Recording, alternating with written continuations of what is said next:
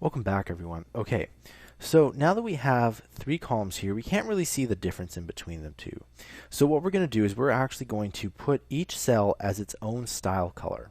So in order to do that, we can actually do this in the TD tag right here. So if we go TD style equals, then we put quotes background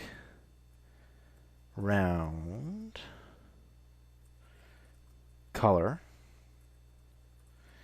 and we'll call this black for now. Okay, so we'll make this one black, and then we'll do the exact same here. We'll go style equals background color, and we'll make it red.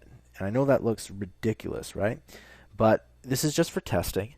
And the next one here is background color, and we'll make this maroon. There we go. So as you can see, we can now go ahead and we can actually play with each one of these columns. So what we're going to end up doing is we're going to take the middle column and we're going to make it bigger. Okay? And I'll show you that in the next tutorial.